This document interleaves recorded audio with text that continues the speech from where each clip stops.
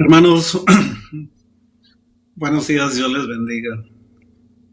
Espero que me estén oyendo a través de este medio y que podamos nosotros verdaderamente tener un día de adoración para el Señor, un día de alabanza como ha sido nuestra costumbre durante todos estos años. Hemos tratado de acercarnos al Señor a través de nuestros cantos, de nuestras predicaciones, de nuestras enseñanzas, del cuidado que tenemos los unos con los otros. Es muy importante que nosotros mantengamos esta unión, aunque no lo estemos físicamente, sí lo estamos espiritualmente. Y me voy a permitir continuar con un tema que había iniciado hace un par de semanas, en donde les hablaba sobre la adoración que nosotros necesitamos tener. La Escritura nos dice en el Salmo 57, me parece que es, que nosotros debemos de cantar con inteligencia, ¿sí? Porque es importante que nosotros hagamos este canto con inteligencia. Si nosotros nos analizamos lo que está pasando con los cantos actualmente de adoración, la gente se centra más en el cantante, ¿sí? Los hacen ídolos, y cuando se llega a presentar alguno, se fijan más en la canción, en el ritmo que tiene o en el cantante, que en lo que está diciendo respecto a Dios. Y es importante que nosotros entendamos que cuando nos dirigimos al Señor, debemos de hacerlo con inteligencia, con sabiduría, con un sentido importante de lo que es para nosotros el tiempo de adoración. Si nosotros nos vamos a nuestro versículo inicial, que está en Juan 4, del 20 al 24, le dijo la mujer: nuestros padres adoraron en este monte, y vosotros decís que en Jerusalén es el lugar donde se debe adorar. Jesús le dijo: mujer, créeme que la hora viene cuando ni en este monte ni en Jerusalén adoraréis al Padre. Vosotros adoráis lo que no sabéis, nosotros adoramos lo que sabemos, porque la salvación viene de los judíos. Mas la hora viene, y ahora es, cuando los verdaderos adoradores adorarán al Padre en espíritu y en verdad. Porque también el Padre tales adoradores busca que le adoren. Dios es espíritu, y los que le adoran en espíritu y en verdad es necesario que le adoren. Cuando nosotros hacemos un acto de adoración al Señor, a través de asistir, digamos, a una congregación, o a través de abrir nuestra computadora, nuestro radio, la televisión, lo que sea, debemos de tener presente que en el momento que lo estamos haciendo, nosotros estamos buscando adorar al Señor, no tanto entretenernos para escuchar lo que se está cantando, lo que se está diciendo, sino el propósito es que nosotros estemos pensando en que vamos a adorar al Señor verdaderamente. Fíjese que en los cantos antiguos era muy notable el hecho de que siempre se alababa al Señor, ¿sí? Siempre la adoración iba dirigida hacia los cantos que exaltaban la obra del Señor, la obra de la cruz, la obra de la creación del Señor mismo. Recordarán aquel canto que dice: en la cruz do primero vi la luz, y las manchas de mi alma yo lavé, fue ahí por fe do vi a Jesús, y siempre feliz con él seré. Esta adoración, digamos, que se hacía a través del canto, tenía que ver con el hecho de que estábamos nosotros reconociendo que esta vida que nos fue cambiada, porque el Señor nos cambió la vida cuando nosotros le recibimos. En Primera de Pedro dice que nos sacó de las tinieblas a su luz admirable, con un propósito, dice, para que anunciemos las virtudes de aquel que nos llamó, ¿sí? Y que nos puso en su luz admirable, estando en las tinieblas. La razón de eso es porque a veces nosotros nos olvidamos de que el Señor Jesús, nuestro Dios, es el soberano en nuestra vida, que nosotros no estamos tan inclinados a buscar los beneficios de eso, sino el reconocer cuál había sido nuestra vida y a dónde nos ha llevado el Señor. La Escritura dice que si vivimos, por Él vivimos, y si morimos, morimos para Él. Sea que vivamos o muramos, somos del Señor. Ese reconocimiento que hace es algo que tiene que ver con el hecho de que nosotros, nuestra vida debe estar dedicada al Señor. La adoración no se trata solamente de que nosotros cantemos bonito, o que tengamos un buen grupo musical, o que tengamos un director de música que sea atractivo, o que sea amable, generoso, de buen ver, ¿sí? Sino que nosotros estemos más concentrados en el hecho de que estamos presentes para adorar al Señor de una manera real, de una manera consciente, de una manera pura. ¿Sí? Les platico, dice, así que hermanos, os ruego por las misericordias de Dios que presentéis vuestro cuerpo en sacrificio vivo, santo, agradable a Dios, que es vuestro culto racional.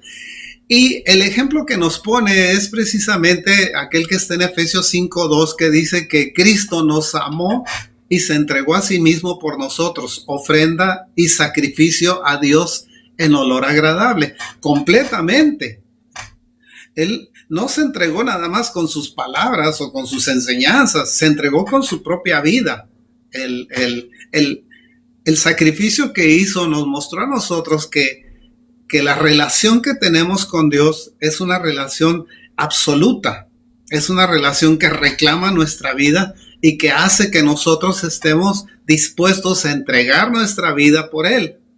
Fíjese que nosotros estamos viviendo tiempo muy difícil en la actualidad. Es un tiempo sumamente delicado lo que estamos pasando. Este encierro que tenemos no es por lo que está pasando. Y no quiero decir el nombre porque luego lo cancelan a uno. Pero este encierro que estamos teniendo es a causa de una manipulación gubernamental. No hay tal enfermedad. La gente se muere todos los días. Se muere mucha gente en el mundo. Se mueren más de 50 millones de gentes por año. De manera que la pretensión esa de cuidar a la gente encerrándolos, ¿sí?, es solamente con el propósito de alejarnos de la relación que tenemos, que es necesaria entre los humanos. ¿Sí? Nosotros somos seres políticos. Eso significa que nosotros necesitamos relación pública. Había un maestro que tenía yo que decía, el hombre es un son politicón, refiriéndose al hecho de que nosotros vivimos dentro de un grupo político. He escuchado a mucha gente que hace críticas respecto a lo que la iglesia debería de enseñar y dice que la iglesia no debería tener inclinaciones políticas o de este tipo, de aquel tipo, porque la iglesia no se dedica a eso. ¿Perdón? O sea, tal vez no han leído la Escritura. Desde el principio hasta el fin es un tratado de política, porque es un tratado de relación de hombres, es un tratado de relación de sociedad, es un tratado de relación y de comportamiento de una sociedad, de grupos de individuos, de tribus, de naciones, etc. Y todo eso es un tratado político. De manera que decir que no se hable de política, pues es como absurdo. El mismo Señor Jesús acusaba a los fariseos de que ellos habían pervertido la ley a causa de que ellos querían beneficios para ellos mismos. Esta perversión de la ley estaba provocando que políticamente estuvieran llevando a la gente al error. Aquí pasa lo mismo. El caso es que si nosotros regresamos a lo que es la adoración misma, cuando el Señor Jesús se enfrentaba a sus discípulos, a los fariseos, les decía, ustedes son unos hipócritas. Bien profetizó de vosotros Isaías cuando como está escrito, este pueblo de labios me honra, mas su corazón está lejos de mí. Si usted recuerda en dónde estuvimos antes, yo recuerdo que cuando nosotros íbamos a la iglesia, cuando estábamos chiquillos, pues nos habían enseñado que teníamos que ir a la iglesia. Entrábamos nada más por estar de cuerpo presente y por ver cómo se estaba moviendo el ambiente ahí, quién viva, quién, pero no entendíamos nada absolutamente de lo que estaba pasando.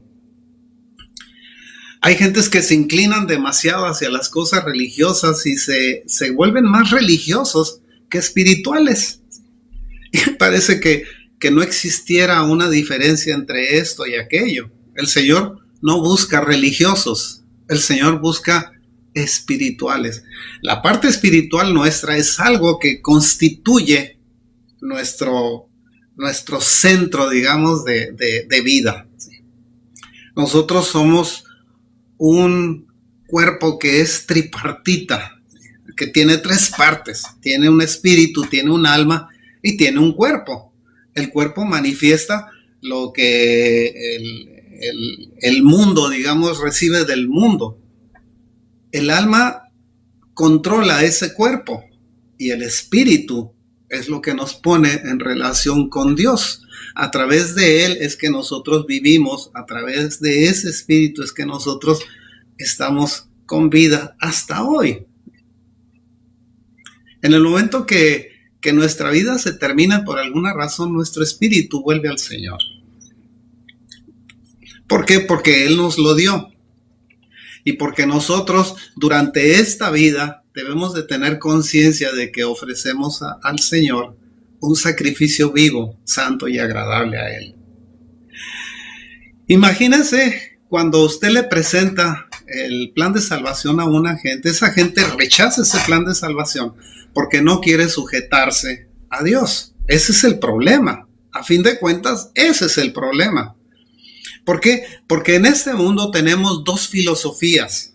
Una filosofía es creerle a Dios y otra filosofía es creerle al hombre. Cuando nosotros nos inclinamos demasiado hacia la filosofía de creerle al hombre, rechazamos lo que Dios dice porque nos resulta más agradable lo que el hombre dice. ¿Sí? Puedes tener las inclinaciones morales que tú quieras, puedes hacer lo que se te antoje, en tanto que el Señor nos pone reglas morales que nosotros a veces no queremos seguir. ¿Sí? Entre ellas está el hecho de que nosotros vayamos a una congregación y estemos nosotros alabando al Señor o en una postura de adoración, y muchas personas rechazan eso. ¿Por qué? Porque les parece que es como una introducción a algo, como que es algo que se puede ensaltar. A veces a las gentes les interesa más ir a escuchar lo que se va a decir respecto a su vida que la forma en la que nosotros nos relacionamos con Dios a través de la adoración que se hace por el canto. Cuando estamos inclusive escuchando un sermón, estamos nosotros escuchando más bien qué vamos a comer, a dónde voy a ir después, qué es lo que voy a hacer al rato, cómo voy a resolver este problema que tengo esta semana, etcétera. ¿Sí? No nos concentramos en que fuimos a adorar al Señor. Y en este momento mismo, en este instante, nosotros estamos tal vez pensando que vamos a comer al rato, ¿sí? ¿Por qué? Porque distraemos nuestra atención en el hecho de que nosotros estamos para adorar a Dios, para inclinarnos hacia el Señor de una manera total, absoluta, pensando que Él es un testigo invisible de nuestra vida y que ese testigo invisible, nos guste o no, está anotando lo que nosotros hacemos. ¿Sí? Nos pensamos que si no estamos en determinado lugar, Dios no nos ve. ¿Sí? O que si estamos en determinado lugar, Dios sí nos ve. Cualquiera de esas, déjame decirle, Dios lo ve. ¿Sí? Un hermano decía, les tengo una mala noticia, o les tengo una buena noticia, dice. Dios está aquí, y a los que no creen les tengo una mala noticia, Dios está ahí también. ¿Por qué? Porque el Señor todo lo ve. ¿Sí? Le repetía primera de Pedro 2:9 que dice vosotros sois linaje escogido. ¿Sí? Dice, qué curioso que el Señor nos vea de esa manera, como un linaje escogido. Dice, Él nos hizo real sacerdocio, dice, somos una nación santa. ¿Sí? Este real sacerdocio, esta nación santa, tiene el propósito de mostrarle al mundo, de mostrarle a la sociedad que nosotros tenemos una llave para que podamos subirnos en un tren que se llama salvación.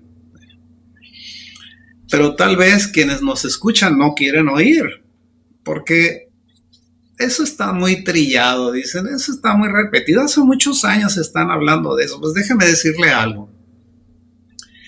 Como están los acontecimientos, socialmente hablando, estamos cada vez más cerca de que un día la historia de esta tierra se termine.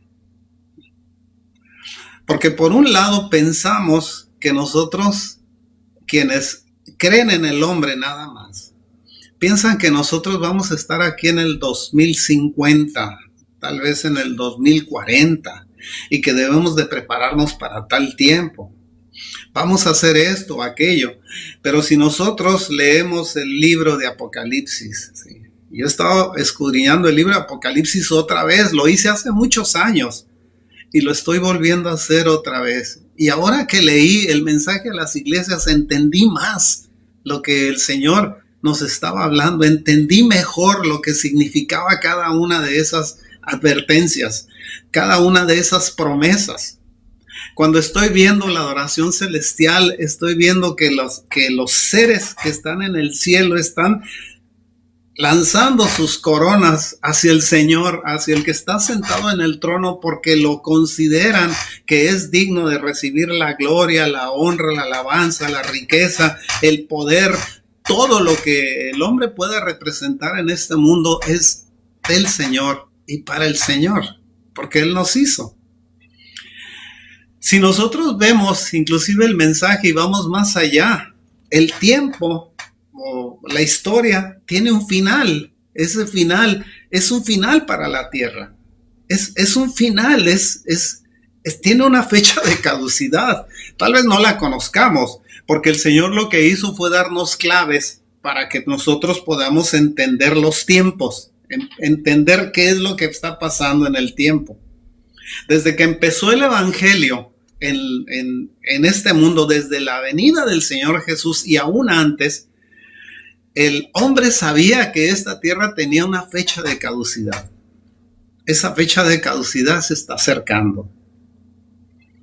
Si los azules, los rojos, los amarillos o quien sea el color llegara a tener el poder para hacerlo, lo único que está haciendo es acercar al Señor más. Platicando con mi esposa, le decía que si el presidente de Estados Unidos logra perder o perdiera, digamos, el tiempo va a estar más cerca. ¿Sabe por qué? Porque el Señor no va a venir por una tierra que esté color de rosa, sino una tierra que esté roja, que esté en un verdadero conflicto social. Y nosotros nos vamos acercando más y más a ese conflicto social, a ese conflicto de países, ese conflicto de sociedad, ese conflicto que nos va a tratar de hacer desaparecer la moral de este mundo. Le voy a decir una cosa, y se lo dije una vez hace tiempo, aquellos que van a la iglesia se los hemos dicho. La iglesia se va a cerrar, hermanos. Cada vez o toda vez que nosotros tengamos oportunidad de reunirnos, hagámoslo. Porque el propósito de la ONU, de las sociedades que pretenden manejar este mundo, es acabar con la moral que se enseña en las congregaciones cristianas verdaderas. Yo no estoy hablando de todas. Estoy hablando de los verdaderos creyentes. Estoy hablando de aquellos que enseñan la escritura, no que la interpretan a su modo, sino que la enseñan, que la llevan de la mano, nos tomamos de la mano del Señor a través de la enseñanza que damos en las congregaciones, porque nuestro propósito no es dar nuestra opinión personal, sino dar la opinión que el Señor tiene de nosotros. Cuando vemos el sentido de esta adoración, regresando a ella, nos encontramos que Dios y la obra de la cruz deben de estar en el centro de nuestra adoración. Aunque esto es obvio, ¿sí? Debemos recordar que solo podemos dirigir nuestra adoración a Dios. Nada más. ¿Sí? Es importante que tengamos cuidado con esto, sin olvidar que el Señor es un Dios celoso, ¿sí? Y no comparte la adoración de su pueblo con nadie más. Con nadie más. Y tal vez quien me esté escuchando se ofenda. No me importa. El hecho de que se ofenda no cambia la escritura, ¿sí? Isaías 42:8 dice: yo, Jehová, este es mi nombre, y a otro no daré mi gloria ni mi alabanza. Esculturas. ¿Me oyó eso? Espero que sí. En Éxodo 34:14 dice: porque no te has de inclinar a ningún otro Dios, pues Jehová, cuyo nombre es celoso, Dios celoso es. Es como una definición de lo que Dios espera de nosotros. Una inclinación hacia Él absoluta, ¿sí? Sin permitir que nosotros tengamos esto, aquello que nos fue legado, o esta o aquella enseñanza que nos enseñó nuestra madre, nuestro abuelo, nuestro tatarabuelo, qué sé yo, y con eso nosotros estemos pensando que los honramos. A fin de cuentas, al único que tenemos la obligación de honrar es a Dios mismo y la obra redentora del Señor Jesucristo. ¿Por qué? Porque de otra manera nosotros estamos faltando a los principios que el Señor nos da de adoración. Gálatas 6:14 dice: lejos esté de mí gloriarme, sino en la cruz de nuestro Señor Jesucristo. ¿Sí? Lejos esté de mí, porque no faltaba quien pretendiera llegar y decirle: es usted un excelente orador, excelente predicador, excelente maestro de la Escritura. Dice: lejos esté de mí gloriarme, dice, sino en la cruz de nuestro Señor Jesucristo. Porque es a través de esa cruz que nosotros podemos establecer la relación con los demás. ¿Sí? Yo no me acerco a uno que tenga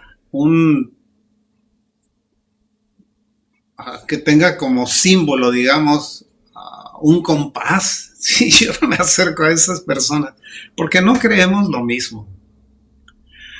Cuando veo yo a veces la adoración que el pueblo de México tiene hacia ciertas imágenes, ¿sí?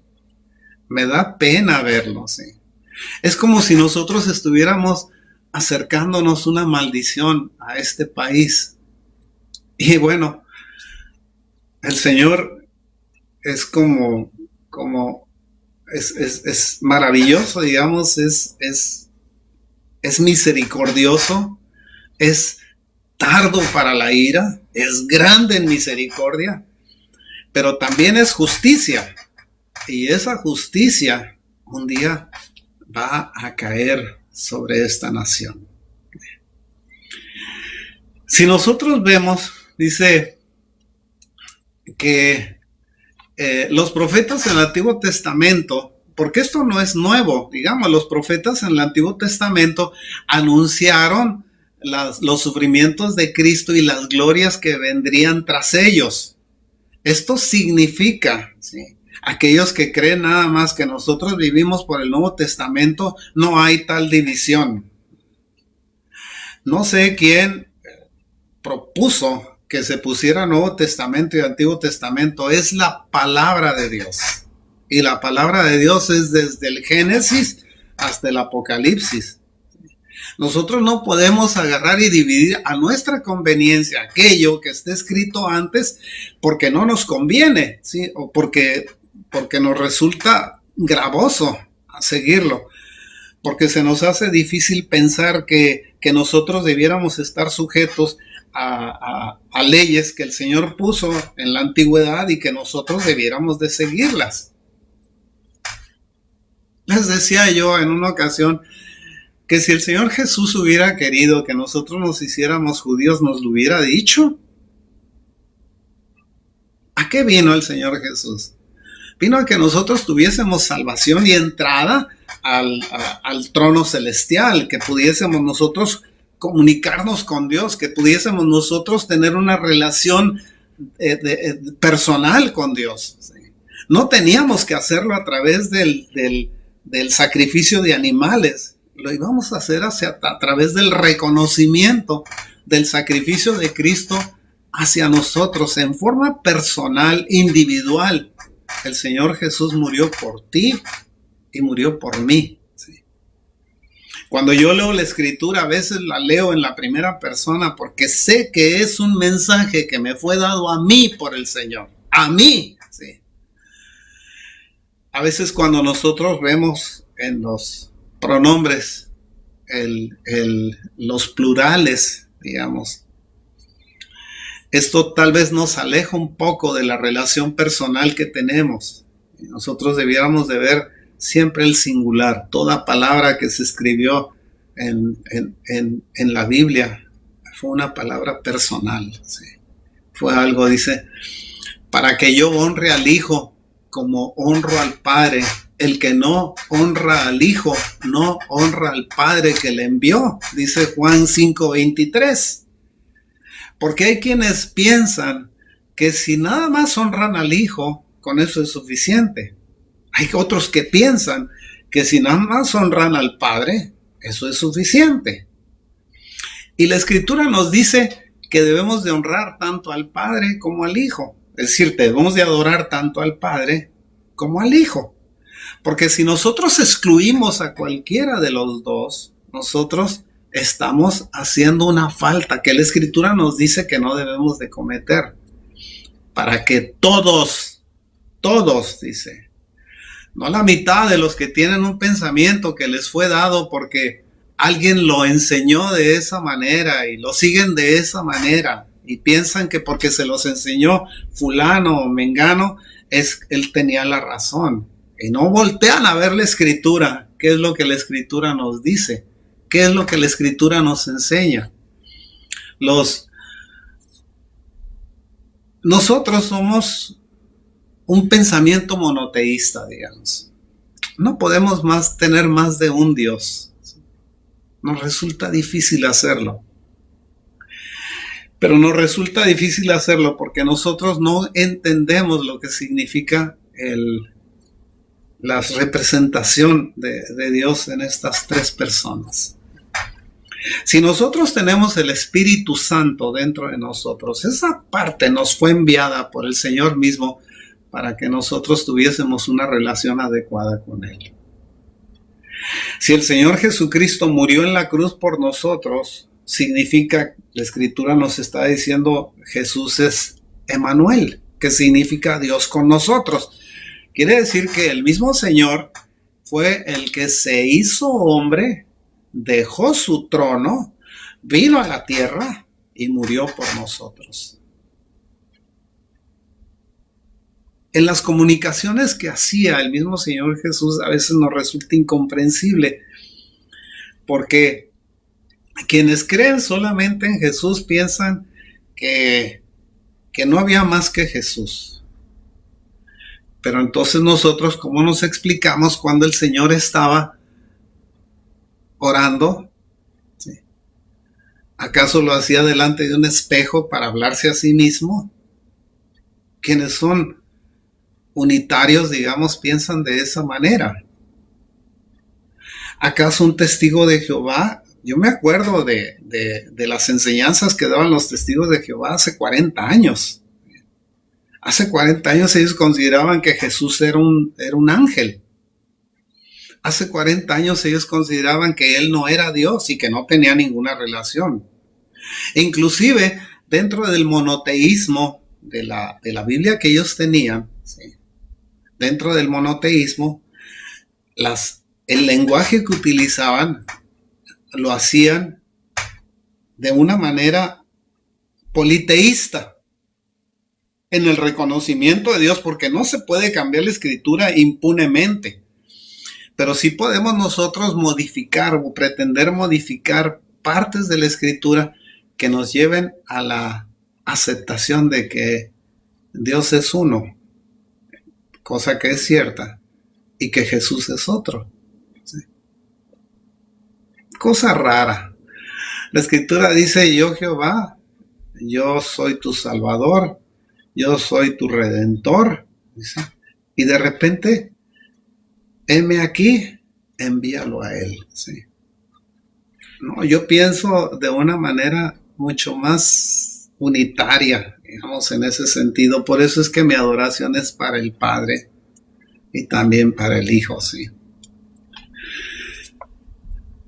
Fíjense que cuando nosotros vemos la historia, digamos, en Mateo 2:11, vemos a los sabios, aunque la escritura le dice a veces los magos, y no tenían nada de magos, eran sabios, y eran personas que conocían la historia de Israel,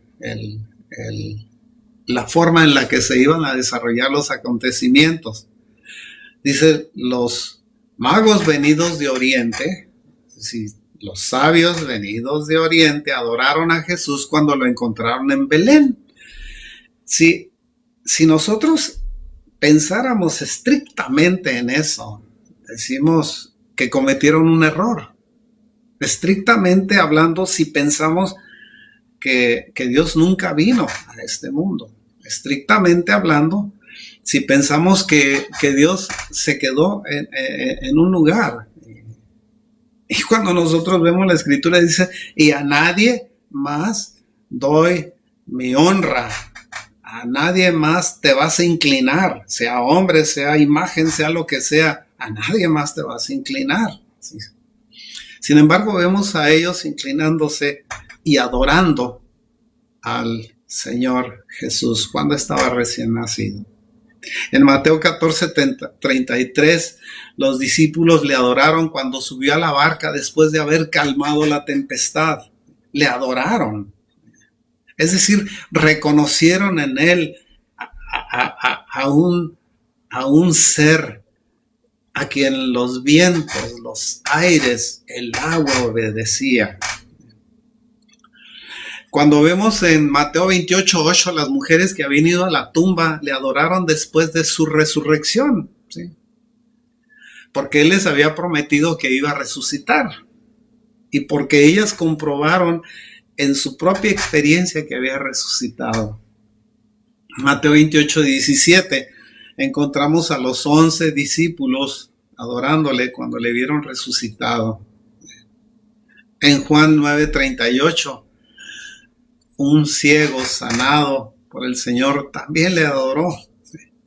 Porque nadie más podía hacer esos milagros, nadie más tenía esa capacidad, nadie más podía hacer que los vientos se detuvieran, podía hacer que las aguas se calmaran, podía hacer que un muerto resucitara, podía hacer que otro muerto resucitara, podía hacer que otro muerto resucitara. Solamente el Señor tenía esa capacidad.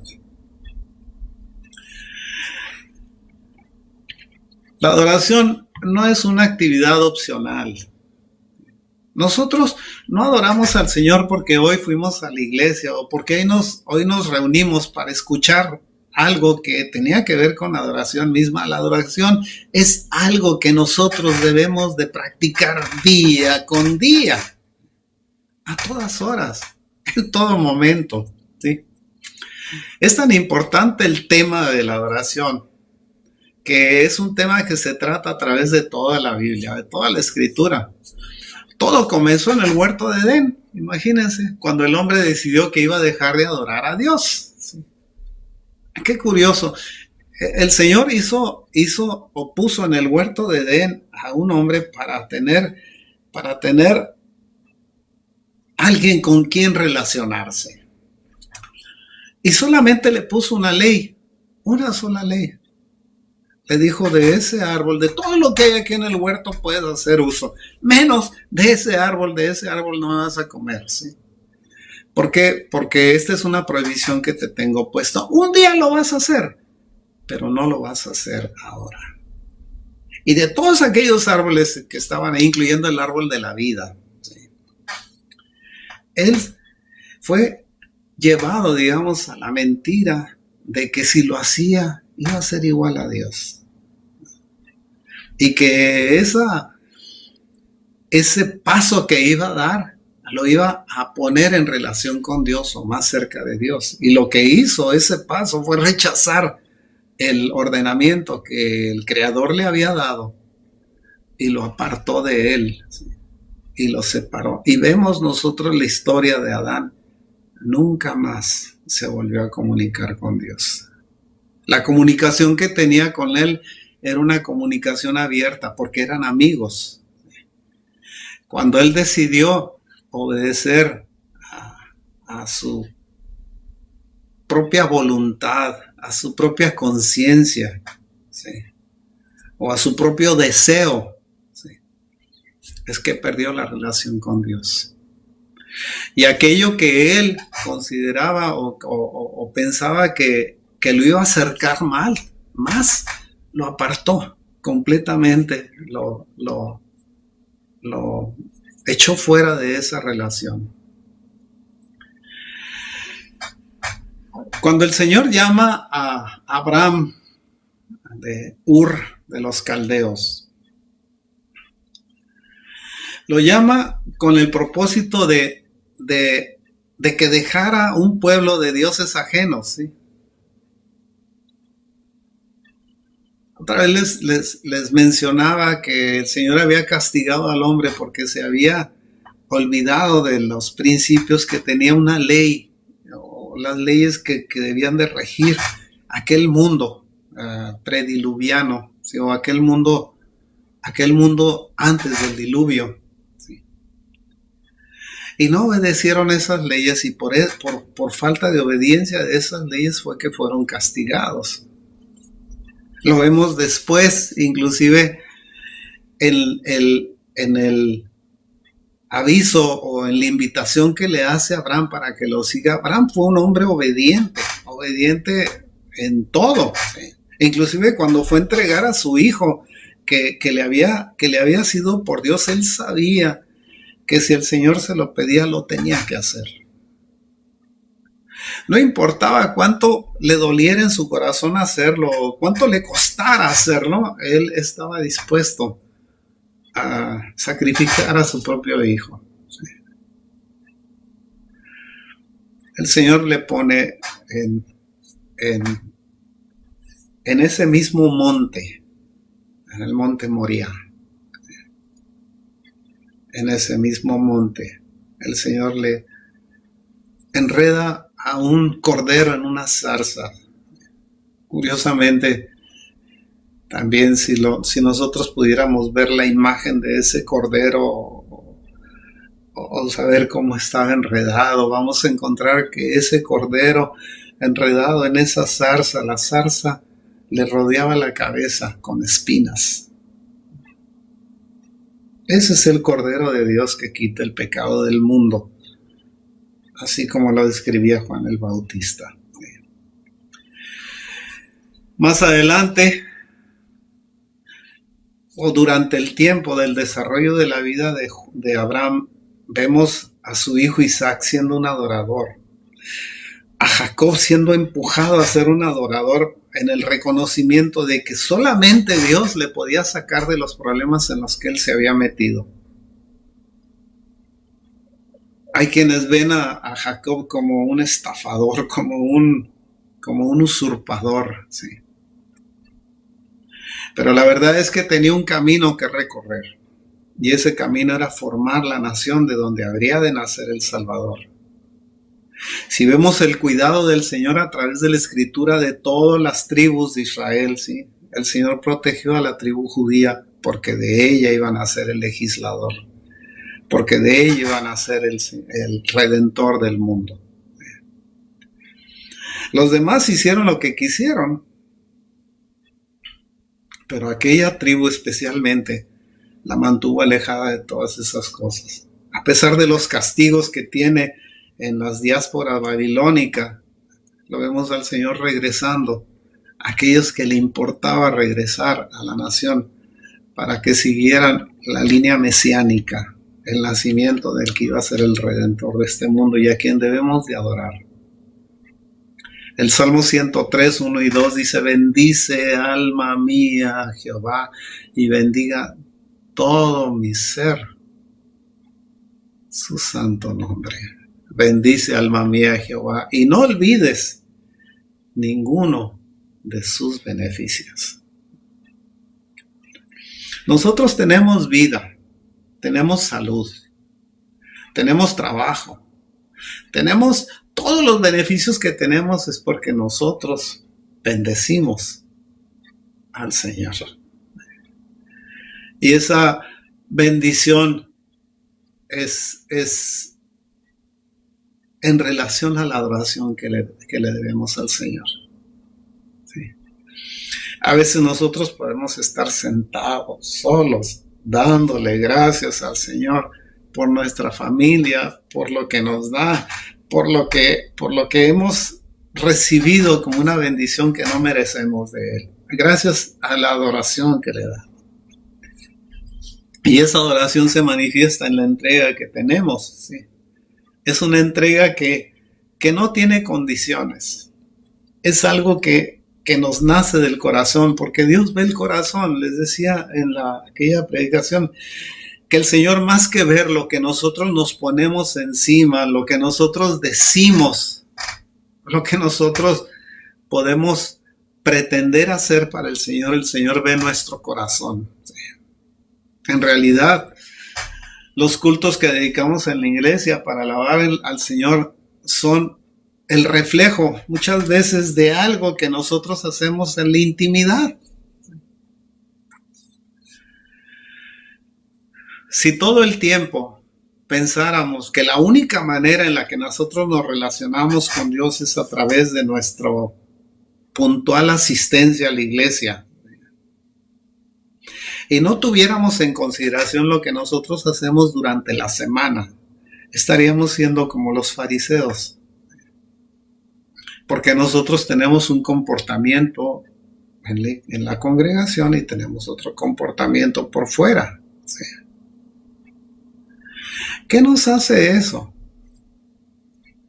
Nos hace sencillamente personas que no son agradecidas con el Señor, o que no reconocen al Señor en su vida y que quieren solamente tener una careta de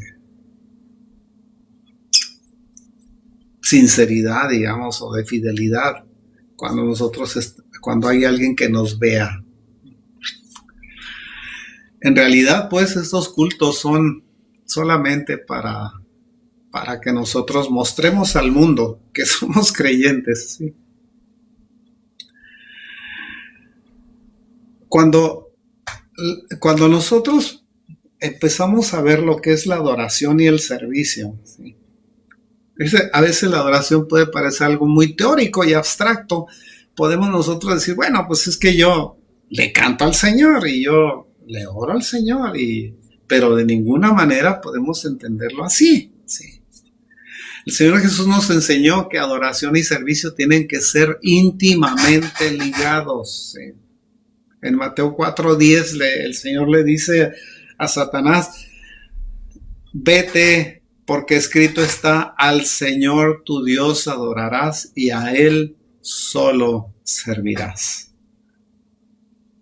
Como si fuera una advertencia de que nosotros a veces pensamos que adoramos a Dios, pero servimos al diablo. ¿Sí? ¿No les suena eso familiar? Cuando alguien que tiene inclinaciones diferentes a su sexo, digamos, está pensando que adora a Dios cuando en realidad está adorando a Satanás. En la práctica, ¿acaso no nos dice la Escritura que los que practican el pecado son del diablo. La adoración que no involucra nuestro servicio a Dios o nuestra inclinación hacia lo que somos no es verdadera. Hacerlo bien implica la entrega a Dios de nuestras energías, de nuestro tiempo, de nuestro trabajo, de nuestra lealtad, de nuestro amor, de todo y cuanto tenemos. Pudiera pensar algunos de ustedes que tal vez yo estoy diciendo esto porque estoy esperando que quienes diezman o quienes ofrendan lo hagan más abundantemente. No, hermanos, no estoy hablando de eso. Estoy hablando de aquello que implica el hecho de que nosotros reconozcamos dentro de nuestro corazón, dentro de nuestra mente, dentro de nuestro espíritu, que todo lo que nosotros tenemos es por gracia de Dios y es porque Dios nos lo ha dado. Y que por lo tanto todo lo que tenemos le pertenece a quien nos lo dio. La adoración que no involucra nuestro servicio a Dios no es verdadera. A veces nosotros le podemos pedir a una persona, ¿sabes qué? Ayúdame con esto. Ay, no tengo tiempo, estoy muy ocupado, estoy haciendo esto, estoy haciendo aquello. Entonces, ¿en dónde está tu adoración, creyente? ¿En dónde dejaste lo que tú debes de hacer por el Señor? Sí. La adoración también implica el servicio a nuestros semejantes. En Hechos 13:16, usted va a leer que dice, y de hacer bien y de la ayuda mutua no os olvidéis, porque de tales sacrificios se agrada a Dios. ¿Sí? En Filipenses 4:18 dice, pero todo lo he recibido y tengo abundancia, estoy lleno, ¿sí? Habiendo recibido de Epafrodito lo que me enviasteis, olor fragante y sacrificio acepto, agradable a Dios. Estos dos pasajes emplean los sacrificios del Antiguo Testamento para ilustrar que la ayuda mutua entre los creyentes debe formar parte de la adoración que nosotros hagamos. A Dios no le agrada cualquier tipo de adoración.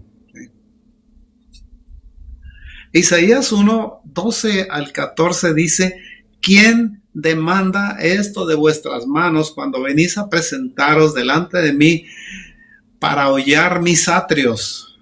No me traigáis más vana ofrenda, el incienso me es abominación, luna nueva y día de reposo, el convocar asambleas no lo puedo sufrir, son iniquidad vuestras fiestas solemnes, vuestras lunas nuevas y vuestras fiestas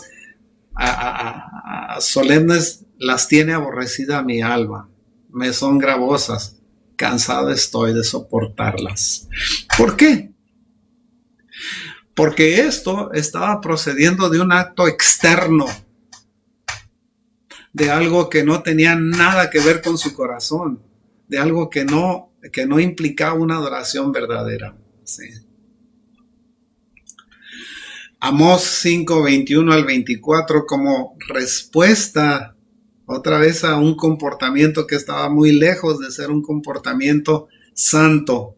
Dice, abominé vuestras solemnidades y no me complaceré en vuestras asambleas. Si me ofrecéis vuestros holocaustos y vuestras ofrendas, no los recibiré. Toda vez que nosotros hacemos algo, fíjese, en la iglesia, por ejemplo, a veces cuando nosotros damos la ofrenda, dice, cada uno traiga, digamos, sus diezmos al alfolí, dice, y no lo haga, dice, con tristeza o por necesidad, porque Dios ama al dador alegre.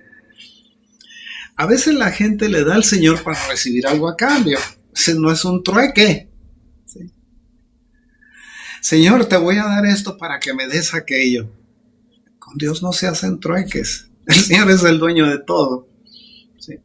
¿Qué trueque podemos hacer con Él? ¿Sí? Te voy a dar esto para que me conserves mi vida. Te voy a dar esto para que me conserves mi salud.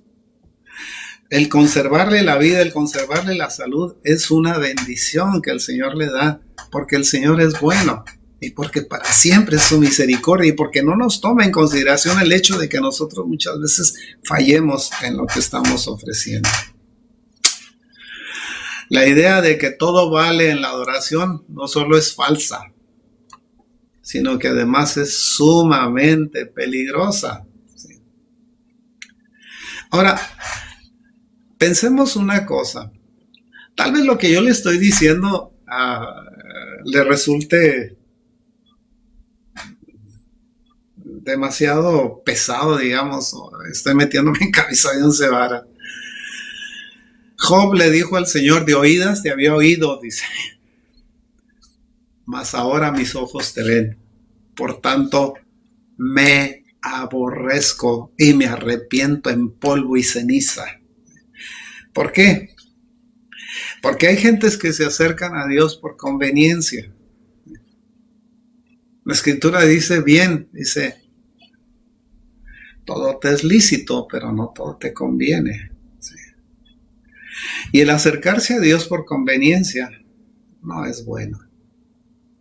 Se tiene uno que acercar al Señor por convicción de que cualquier cosa que tengamos nosotros, de que cualquier cosa que hagamos, de que cualquier cosa que nosotros nos impongamos en la vida, debemos de hacerlo teniendo presente que Dios es testigo. Tenemos un recurso cuando nosotros cometemos un error, hermanos. Es el único recurso que el Señor nos dejó. Cuando llegamos a cometer un pecado que ofende al Señor, tenemos el recurso del arrepentimiento. Y lo hacemos con lágrimas, con súplicas de perdón.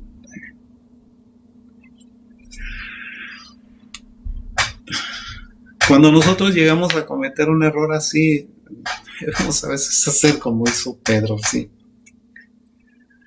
Apártate de mí, Señor, porque soy hombre pecador. ¿Sí? Hasta que recibió el perdón del Señor. Entonces se convirtió en ese Pedro que escribió esas cartas tan maravillosas. Debemos de recuperar un santo temor y reverencia hacia el Señor y conservar ese santo temor y reverencia en todos los actos de nuestra vida.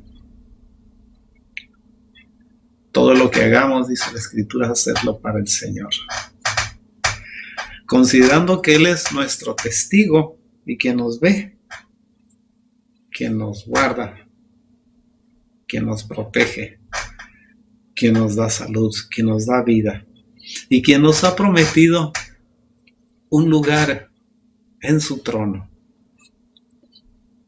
Sea que estemos con un nombre nuevo, que seamos columnas en el templo de su Dios, que nosotros podamos alcanzar esa salvación que Él nos ha prometido.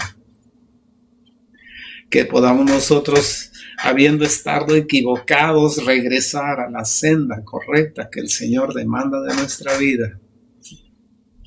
Podemos nosotros darle gracias a Dios por ello. Vamos a orar, hermanos.